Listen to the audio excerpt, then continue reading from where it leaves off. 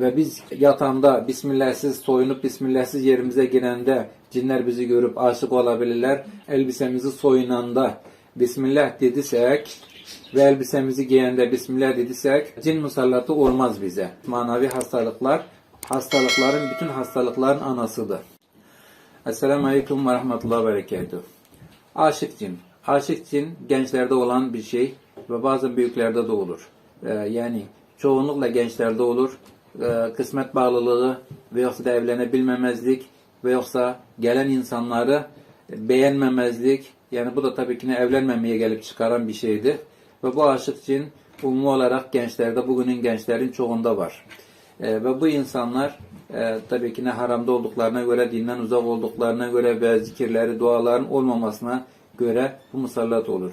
Musallat, cin insana nasıl musallat olur? Musallat olmasının sebepleri çoktur.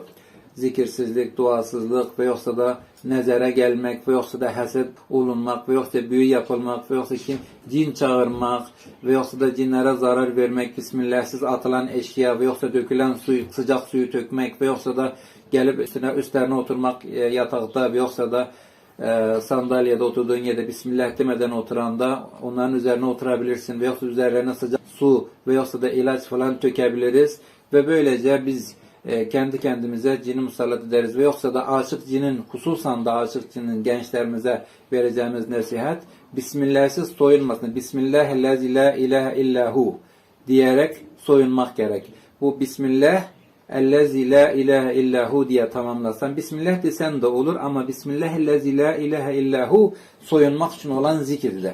Ve bu elbiseni bu sözden soyunursan etrafına perde çekilir mi seni kimse görmez. Hamama girende de, hamam edende de, tuvalete girende Bismillah, Euzubillahimine'l-hubs vel habâis diyerek girecek. Orada hubs ve habâis olan cinler olur tuvalette, hamamda. Ve biz yatağında Bismillahsız soyunup Bismillahsız yerimize girende cinler bizi görüp aşık olabilirler. Ve orada cinsel ilişkiler başlar seninle onun arasında ve insana tecavüz ederler, erkeğine ve kadınına.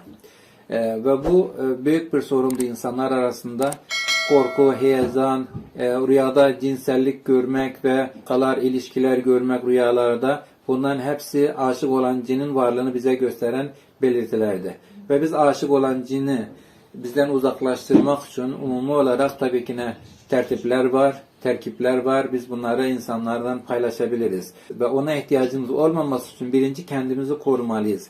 Bismillah ve Bismillahillezî la ilahe illahu soyunmak için ve Euzubillah, Bismillah diye her şeye Bismillahsız el atmamalıyız.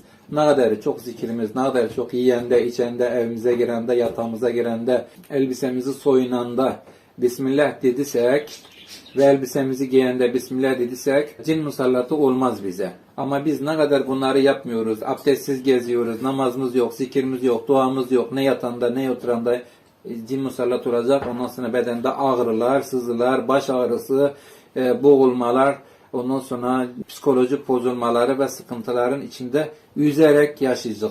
Ve hayatımızı zehir kimi, cehennem, kabir azabı kimi bir hayat sürecek. Ve onun için biz bu cin musallatını ve bu konuları hafife almalı değiliz. Manevi hastalıklar, hastalıkların, bütün hastalıkların anasıdır.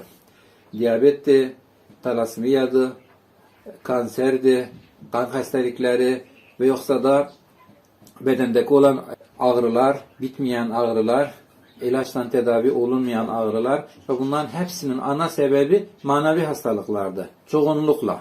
Biz demiyoruz %100, çoğunlukla. Kendinize iyi bakın, kendinizi koruyun. Sağlamlık elimizden gidenden sonra, sıhhatimiz elimizden gidenden sonra onu kolay kolay getirmek olmaz. Hususan da insanın bedenine cin musallat olursa o cini uzaklaştırmak çok çetindi. Çok eziyetli bir işti. Ve biz kendimizi korumak için Allah'a sığınmalıyız. Duaları, zikirlere sığınmalıyız. Rabbimizin bize verdiği silahları kullanmalıyız. Ve o silahlar da zikirlerdi. Sabah zikirleri, akşam zikirleri, namazlardan sonraki zikirler, yatmazdan evvelki zikirler. Kendinize iyi bakın ve kendinizi koruyun. Kanalımıza abone olmayı unutmayın ve paylaşın, yorumlarınızı yazın. İstediklerinizi, öğrenmek istediklerinizi yazabilirsiniz. WhatsApp'tan bizimle iletişime geçebilip ve üzerinizde musallat var mı, aşık cin var mı ve bunu test edip ücretsiz olarak size bildirebiliriz. Tabii ki bizim müsait olanda, müsait bir zamanda kanalımızı paylaşmayı unutmayın. Yine daha çok insanlar faydalansınlar kanalımızdan. Siz de sevabını kazanabilirsiniz. Esselamu Aleyküm ve Rahmetullah ve Berekat.